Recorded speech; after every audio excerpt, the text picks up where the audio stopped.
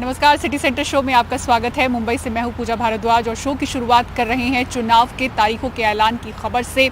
5 राज्यों में विधानसभा चुनाव का बिगुल बज चुका है। राजस्थान, मध्य प्रदेश, छत्तीसगढ़, तेलंगाना और मिजोरम में 7 नवंबर से 30 नवंबर के बीच में मतदान होगा और 3 दिसंबर को वोटों की गिनती की जाएगी। हिमांशु शेखर की रिपोर्ट देखिए। The commission has visited 5 states, all the 5 states. विधानसभा चुनावों की तारीख के ऐलान के साथ ही मध्य प्रदेश, राजस्थान, छत्तीसगढ़, तेलंगाना और मिजोरम में राजनीतिक गतिविधियां तेज हो गई हैं। सोमवार को मुख्य चुनाव आयुक्त ने बताया कि 3 दिसंबर को इन 5 राज्यों के नतीजे आ जाएंगे। मिजोरम में 7 नवंबर को चुनाव होंगे, जबकि छत्तीसगढ़ में 7 और 17 नवंबर को 2 चरणों में मतदान होगा। मध्य प्रदेश में 17 नवंबर को चुनाव होंगे, राजस्थान में 23 नवंबर और तेलंगाना में 30 नवंबर को मतदान होगा। चुनाव आयोग की नजर चुनावी अभियान के दौरान राजनीतिक दलों के लोक लुभावना वादों और फ्रीबीज पर भी होगी। इन अनाउंसमेंट में तड़का ऑफ पॉपुलिज्म तो है ही है, एक बहुत बड़ा तड़का है पॉपुलिज्म का। तो जो जीत के आता है उसको वो चाहे तो निभाना उस पॉपुलिस्ट प्रॉमिस को, या रोकना, दोनों ही कठिन है। इसलिए public has a right to know कि फ्रीबीज कहां से पूरे होंगे, और वो डिस्क्लोजर्स पब्लिक को इन्फॉर्म चॉइस लेने के लिए होनी चाहिए। Commission has already issued this circular, this proforma had done the political party consultations, but as you are aware, this matter is sub judice, and commission will act as soon as the clarity and the decision is available on that subject. इन चुनावों में करीब 16 crore registered मतदाता हैं, जो 679 विधानसभा क्षेत्रों में अपने मतदान के हक का इस्तेमाल कर सकेंगे। इन विधानसभा चुनाव में महिला मतदाताओं की भागीदारी बेहद महत्वपूर्ण होगी। इलेक्टर जेंडर रेशियो, तो 2 स्टेट में ये जेंडर रेशियो ज्यादा फेवरेबल है विमेन का। It is 1063 and 1012, which is a very happy state. In other states also it has improved because of the special efforts undertaking during the SSR, और इस SSR की वजह से इन सब में भी ये इलेक्टरल रेशियो काफी बड़ा है। Telangana is also very high, 9998, and so there is improvement even in the Rajasthan. Now, if you look at the inclusive electoral roll, we are emphasizing a lot. Let me repeat.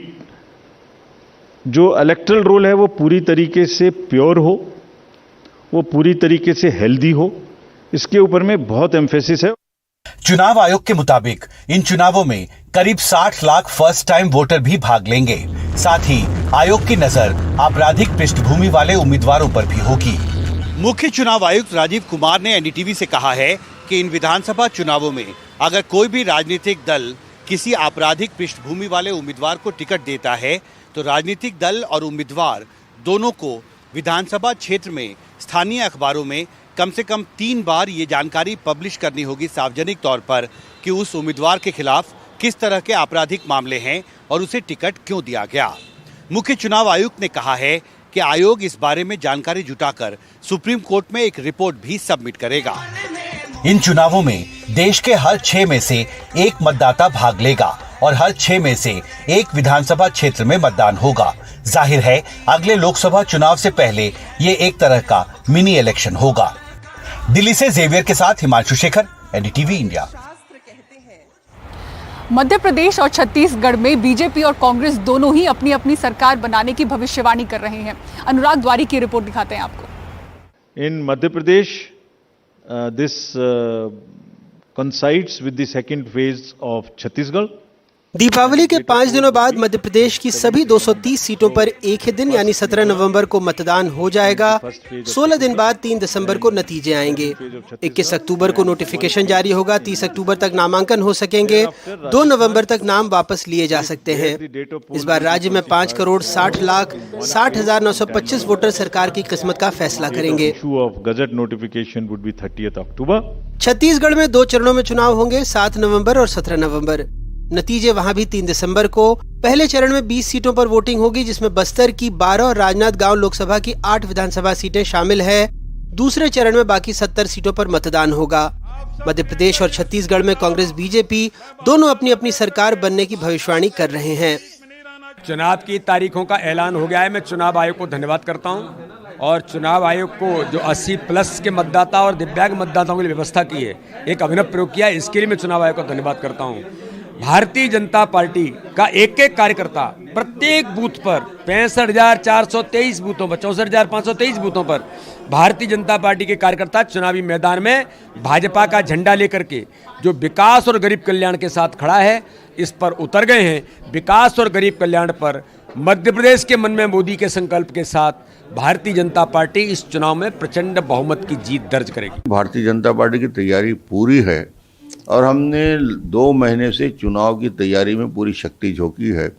परिवर्तन यात्रा हमने दंतेवाड़ा से निकाला, जसपुर से निकाला। भारतीय जनता पार्टी के राष्ट्रीय स्तर के माननीय प्रधानमंत्री जी का लगातार कार्यक्रम हुआ, माननीय गृह मंत्री जी के कार्यक्रम हुए, माननीय नड्डा जी के कार्यक्रम हुए, तो लगातार प्रदेश के संभाग और जिला मुख्यालय में और विधानसभा स्तर में हलचल चलती रही। तो भारतीय जनता पार्टी पूरी तैयारी कमर कस के तैयार है। मध्य प्रदेश की जनता भारतीय जनता पार्टी के कुशासन से मुक्ति चाहती है। कांग्रेस पार्टी एक माध्यम है, पर जनता और भारतीय जनता पार्टी के बीच के चुनाव का आखिरी दिन उल्टी गिनती चालू हो गई है। मैं मानता हूँ 17 तारीख बाद भारतीय जनता पार्टी की सरकार नहीं रहेगी, कांग्रेस की रहेगी। हमारे पास कहीं कोई चुनौती नहीं है। हम लोगों ने बेहतर काम किया है और जनता इस बात को अब समझ चुकी है कि छत्तीसगढ़ में कोई पार्टी जनता के लिए काम करती है, किसानों के लिए काम करती है, अनुसूचित जाति, जनजाति, पिछड़े वर्गों के लिए, महिलाओं के, युवाओं के लिए, तो वो सिर्फ और सिर्फ कांग्रेस पार्टी है और कांग्रेस पार्टी का पंजा ही इस चुनाव में जीतेगा, ऐसा जनता ने तय कर लिया है। वैसे दिल्ली में चुनाव आयोग की प्रेस कॉन्फ्रेंस के अलावा मध्य प्रदेश के मुख्यमंत्री शिवराज सिंह चौहान का ये ट्वीट भी चर्चा में रहा। पीछे बैकग्राउंड में वैसे तो संस्कृत की पंक्तियां शुद्ध नहीं है, फिर भी इनका अर्थ ये बनता है कि धर्म के लिए जन्म हुआ, कर्म इनकी पूजा है, कदम कदम पर इनका विस्तार हुआ, जो परिणाम परीक्षा रही है वही प्रस्थान है। सवाल पूछने पर बीजेपी थोड़ा सकपकाई। हर कर्म का आरंभ और अंत होता है। शिवराज जी ने अपने ऑफिशियल स्टेटस में डाल दिया कि कर्म है उसका प्रस्थान, तो इसको किस संदर्भ में देखें? देश के अंदर और भारतीय जनता पार्टी तो हमेशा कर्म प्रधान रही है, तो कर्म का फल तो मिलता ही है। हमारी सरकारों ने, हमारे नेतृत्व ने जो काम किया है यही आधार है, तो इसलिए मैंने कहा विकास और गरीब कल्याण यही उसका आधार है। संस्कृत अशुद्ध ही सही, लेकिन भाव तो ठीक है कि प्रस्थान सबको करना पड़ता है। हालांकि इसका फैसला 3 दिसंबर को होगा, जब जनता तय करेगी और नतीजों से पता लगेगा कि किसने प्रस्थान किया है और किसको राजकाज मिल रहा है। हालांकि जो जनता के बीच में पहुंच पाएगा, जैसे बीजेपी दफ्तर में ये स्कूटर देखिए जिसमें हूटर भी है, टीवी भी है, और ये प्रतीक है कि जो जनता के बीच में जा कर के मतदाताओं को मतदान केंद्र तक, चाहे ऐसे स्कूटर हो चाहे हवाई जहाज़, उससे लेकर के आ पाएगा, अपने दल के लिए जीत सुनिश्चित कर सकता है। भोपाल से अपने कैमरा सहयोगी राजू बाथम और अमृतांशी जोशी के साथ अनुराग द्वारी, एनडीटीवी इंडिया। इधर एमएनएस प्रमुख राज ठाकरे टोल के मुद्दे पर एक बार फिर से आक्रामक है। उन्होंने चेतावनी भरे अंदाज में कहा है कि अगर अवैध टोल वसूली होती है तो उनके कार्यकर्ता टोल नाके को आग के हवाले कर देंगे। उनके इस बयान से किस तरह से राजनीति गर्मा गई है, दिखाते हैं आपको रौनक कुकड़े की इस रिपोर्ट में। टोल हा महाराष्ट्रातला सगळ्यात मोठा स्कॅम आहे। टोल नाके के मुद्दे पर एमएनएस प्रमुख राज ठाकरे राज्य सरकार को धमकाते हुए दिख रहे हैं। उपमुख्यमंत्र्यांनी सांगितल्याप्रमाणे जर समजा 4 व्हीलरला, 3 व्हीलरला आणि 2 व्हीलरला जर समजा टोल नाही आहे तर आमची माणसं तिकडे प्रत्येक टोल नाक्यावरती उभी राहतील आणि 4 व्हीलर, 3 व्हीलर, 2 व्हीलर यांना कोणत्याही प्रकारचा टोल लावू देण्यात जाणार नाही। आणि ह्याला जर समजा विरोध करायचा प्रयत्न केला तर हे टोल नाके आम्ही जाळून टाकू। पुढे काय सरकारला करायचं ते सरकारने करावं। राज ठाकरे ने नए सिरे से महाराष्ट्र सरकार के खिलाफ मोर्चा खोल दिया है। राज ठाकरे ने टोल टैक्स को राज्य का सबसे बड़ा घोटाला करार दिया है। साथ ही सरकार से टोल टैक्स रद्द करने की भी मांग की है। सोमवार को मुंबई में प्रेस कॉन्फ्रेंस में राज ठाकरे अपने पुराने लावरे तो वीडियो वाले अंदाज में नजर आए।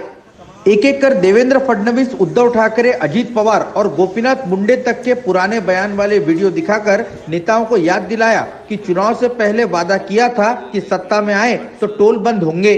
प्रत्येक वेळेला येऊन टोल मुक्त महाराष्ट्र करू, टोल मुक्त महाराष्ट्र करू, आणि यांची सगळ्यांची सरकार येऊन गेलेली आहेत आजपर्यंत।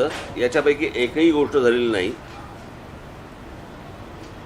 आणि हा अनेक लोकांचा, राजकारणातल्या अनेक लोकांचा हा उदरनिर्वाहाचं साधन आहे ते.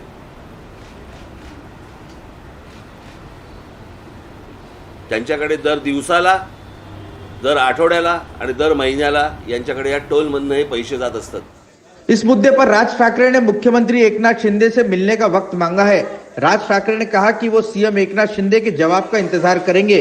उधर शिंदे सरकार में एमएसआरडीसी विभाग के मंत्री दादा भुसे ने राज ठाकरे की चेतावनी के बाद कहा कि सभी दस्तावेज हम राज ठाकरे के सामने रखेंगे. गेल्या अनेक वर्षांच्या पासूनचे जे काही निर्णय होते, मुंबई एंट्री पॉइंट पर 4 व्हीलर का टोल है, बाकी राज्यों में कहीं नहीं है. 2014 के लोकसभा चुनाव से पहले भी राज ठाकरे ने टोल का मुद्दा उठाकर सियासी सुर्खियां तो खूब बटोरी, लेकिन चुनाव में इसका बहुत ज्यादा फायदा उनको नहीं दिखा. और अब फिर एक बार 2024 के लोकसभा चुनाव से पहले राज ठाकरे ने टोल का मुद्दा उपस्थित कर सरकार को घेरने की कोशिश तो की है, लेकिन इसका चुनावी फायदा उन्हें मिलेगा या नहीं, ये तो आने वाला वक्त ही बताएगा. मुंबई से कैमरा पर्सन राजेंद्र दयालकर के साथ रौनक कुकड़े, एनडीटीवी इंडिया के लिए. सालों तक सबसे अमीर महानगर पालिका बीएमसी की सत्ता संभालने के बाद उद्धव सेना बीएमसी अस्पतालों, स्वास्थ्य सुविधाओं की पड़ताल कर रही है कि कहीं नांदेड़ जैसे हालात मुंबई के निगम अस्पतालों में भी न पैदा हो जाएं. उधर महाराष्ट्र के मेडिकल कॉलेजों में करीब 40% रिक्त पदों को लेकर रेजिडेंट डॉक्टर्स लगातार अपनी आवाज बुलंद कर रहे हैं. दिखाते हैं आपको मुंबई से ये रिपोर्ट. उद्धव ठाकरे के आदेश पर उनके कार्यकर्ता और पूर्व नगर सेवक अपने अपने इलाकों में निगम अस्पतालों का दौरा कर रहे हैं, ये देखने के लिए कि डॉक्टर, स्टाफ, दवा जैसी स्वास्थ्य सुविधाओं में कहीं कोई कमी तो नहीं. नांदेड़ के मेडिकल कॉलेज में हुई मौतों, औरंगाबाद और नागपुर से भी कुछ ऐसी ही तस्वीरों के बाद पूरी स्वास्थ्य व्यवस्था को लेकर सवाल खड़े हुए हैं. हाईकोर्ट द्वारा स्वतः संज्ञान के बीच विपक्ष भी हमलावर है, वो उद्धव सेना भी, जिसने खुद सालों तक बीएमसी पर राज किया, अब बीएमसी अस्पतालों की पड़ताल कर रहे हैं. उद्धव गुट की पूर्व नगर सेविका कहती हैं, जिस छोटा सायन अस्पताल का उन्होंने दौरा किया वहां सुविधाओं की कमी है. मेरे ख्याल से और भी सुविधा होनी चाहिए. जैसे बड़ा सायन है, वहाँ पे इतना पॉपुलेशन को देख के वहाँ पे पेशेंट्स इलाज वहाँ पे नहीं होता है, तो वो पेशेंट्स यहाँ पे लाए जाते हैं. तो यहाँ पे भी वैसी फैसिलिटी होनी चाहिए और ये दुर्घटना फिर से नहीं होनी चाहिए. तो यहाँ पे मेरे ख्याल से और अच्छी तरह से फैसिलिटीज मिलनी चाहिए. इतिहास में ऐसा पहली बार हो रहा है कि इतने लंबे समय तक बीते 18 महीने से देश की सबसे अमीर महानगर पालिका बीएमसी बिना चुनी हुई सरकार के है, एडमिनिस्ट्रेटर रूल पर है. सबसे पहले जो ध्यान जाता है वो स्वास्थ्य सुविधाओं पर जाता है. दवा स्टाफ की किल्लत तो पुरानी है, लेकिन नांदेड़ हादसे के बाद ये पूरा मुद्दा सियासी हो चला है. इधर सरकारी मेडिकल कॉलेजों में सुधार की उम्मीद करते करते महाराष्ट्र, मुंबई के रेजिडेंट डॉक्टर्स भी थक चुके हैं. मुंबई में बीएमसी और राज्य सरकार मिलाकर कुल 6 सरकारी मेडिकल कॉलेज हैं और पूरे महाराष्ट्र में करीब 25. आर्थिक राजधानी में 430 डॉक्टरों की कमी बताई जाती है, तो पूरे राज्य के सरकारी मेडिकल कॉलेजों में करीब 1500 डॉक्टरों की कमी है. लगभग 40% पोस्ट खाली हैं, जिससे इन ट्रेनी डॉक्टर्स की पढ़ाई, ट्रेनिंग पर असर पड़ रहा है. इतना ही नहीं, घंटों की शिफ्ट के बाद इन्हें मिलने वाला स्टाइपेंड भी दूसरे राज्यों की तुलना में कम है. इन सब का प्रभाव सीधे मरीजों के उपचार पर पड़ता है. महाराष्ट्र में लगभग 4000 professor, assistant and associate professor के पोस्ट है. उसमें से 2300 पोस्ट के अराउंड पोस्ट फिल्ड है. नियरली 1600 to 1700 पोस्ट आज भी खाली है. तो ये जो खाली पोस्ट रहते हैं वो हर डिपार्टमेंट में, हर सब्जेक्ट में डिवाइडेड है. तो इसका डायरेक्टली परिणाम जो रेसिडेंट डॉक्टर्स होते हैं उनके पढ़ाई पे होता है, और अगर रेसिडेंट डॉक्टर की पढ़ाई पे कोई भी इफेक्ट होता है तो डायरेक्टली पेशेंट केयर पे इफेक्ट होता है. But why should we suffer all the time? We are there 24/7 in the hospitals. We are resident doctors, हर बार हम लोग इधर काम करते रहते हैं. तो अपना स्टाइपेंड एक बेसिक है कि पर कैपिटा इनकम जितना रहता है तो जीडीपी के हिसाब से रहता है. सो अपना महाराष्ट्र में भी स्टाइपेंड जो है वो बाकी स्टेट में से बहुत कम है. दिल्ली में they get around 1.2 lakhs. And in central institutes like AIIMS and PGI Chandigarh, they get more than 95,000 per month. So Maharashtra का स्टाइपेंड नियरली 75 to 76,000 है, जो कि काफ़ी बड़ा डिफरेंस है. 25,000 to 50,000 is a big difference. Basic reasons that we understand from our perspective it is कि इतने specialist doctors are not willing to come to government setup. उसके कारण हो सकते हैं कि जो ऑलरेडी एमपीएससी का रिक्रूटमेंट थोड़ा स्लो चल रहा है और जो प्रमोशन है वो भी स्लो है. कॉन्ट्रैक्चुअल के एडवर्टाइजमेंट्स के बारे में लोगों को इतना उसको पब्लिसाइज नहीं किया जाता, तो काफ़ी लोग अवेयर नहीं होते कॉन्ट्रैक्चुअल जो एडवर्टाइजमेंट्स आते हैं उसका. और कुछ फैकल्टी, प्राइवेट प्रैक्टिशनर का ये भी कहना है कि जो फाइनेंशियल रीइंबर्समेंट है वो प्राइवेट में उनको काफ़ी ज़्यादा मिलता है, तो गवर्नमेंट में it is not financially lucrative to come to government. तो अभी हम लोग we can raise the issues, लेकिन उसका सोल्यूशन क्या है वो गवर्नमेंट को लाना पड़ेगा। बढ़ते रेजिडेंट डॉक्टर्स, चरमराई हॉस्टल व्यवस्था और कम स्टाइपेंड महाराष्ट्र के ट्रेनी डॉक्टर्स पर वाकई भारी है, जो बड़े मरीजों का भार संभाल रहे हैं। नए मेडिकल कॉलेजों की सरकार की ओर से घोषणा तो हो रही है, पर 40% के करीब रिक्त पदों का क्या? हाईकोर्ट भी इसको लेकर सख्त है। सरकार से सवाल पूछे गए हैं कि बीते 6 महीनों में रिक्त पदों को लेकर क्या कुछ हुआ, इसकी जानकारी दी जाए। मुंबई से कैमरा पर्सन अमित पवार के साथ पूजा भारद्वाज, एनडीटीवी इंडिया। इजराइल और गाजा के बीच युद्ध का आज तीसरा दिन है। एनडीटीवी इंडिया की टीम ग्राउंड जीरो पर मौजूद है। हमारे सहयोगी उमाशंकर सिंह और कादम्बिनी शर्मा एश्केलॉन शहर में हैं और दिखा रहे हैं कि वहां के हालात किस तरह से बदतर हुए हैं। इन तस्वीरों में आप देख सकते हैं कि यहाँ किस तरह से भारी तबाही का मंजर है। रॉकेट से बचाव के लिए यहाँ बंकर बनाए गए हैं। हमारे सहयोगी बनाए गए बंकरों को भी दिखा रहे हैं। देखिए एनडीटीवी की इजराइल से एक्सक्लूसिव ग्राउंड रिपोर्ट। ये जो आवाज़ धमधम की आवाज़ आ रही है वो, ये देखिए हम यहाँ अभी सेफ जगह पे आ गए। यहाँ पे तमाम लोग जो हैं वो जुटे हुए हैं। ये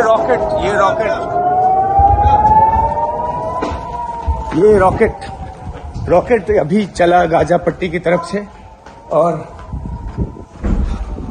हमें ये शेल्टर लेने के लिए यहाँ बंकर में आना पड़ा है। ये जो आवाज़ धमधम की आवाज़ आ रही है वो, ये देखिए हम यहाँ अभी सेफ जगह पे आ गए। यहाँ पे तमाम लोग जो हैं वो जुटे हुए हैं। तो ये पहला लाइव वास्ता जो रॉकेट अटैक हो रहा है गाजा पट्टी की तरफ से, उसका पहला लाइव हमारा सामना हुआ है। We reached the hotel and immediately the siren went off and we had to run inside into this और हमारा सामान अभी भी बाहर ही पड़ा हुआ। सामान the luggage is still outside. Bollywood के जवान कहे जाने वाले शाहरुख खान के साथ 6 हथियारबंद जवान क्यों 24 घंटे साथ रहेंगे, क्यों अचानक उनकी सुरक्षा बढ़ाई गई, बताएंगे इस खबर के बारे में आपको आगे। एक छोटे से ब्रेक के बाद बने रहिए सिटी सेंटर शो के साथ। बहुत सारे लोग हैं जो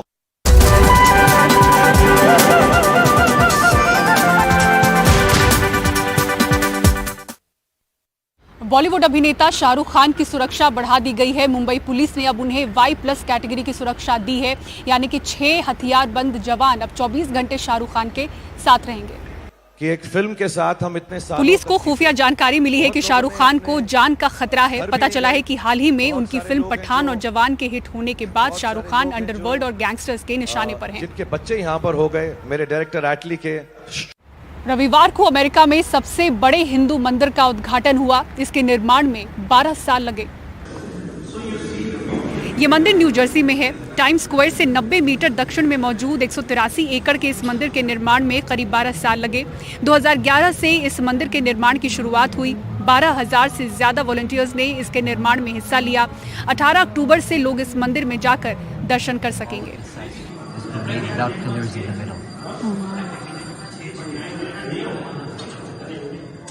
सिटी सेंटर शो में फिलहाल इतना ही। पूरी टीम को दीजिए इजाजत। खबरों के लिए देखते रहें एनडीटीवी इंडिया। नमस्कार।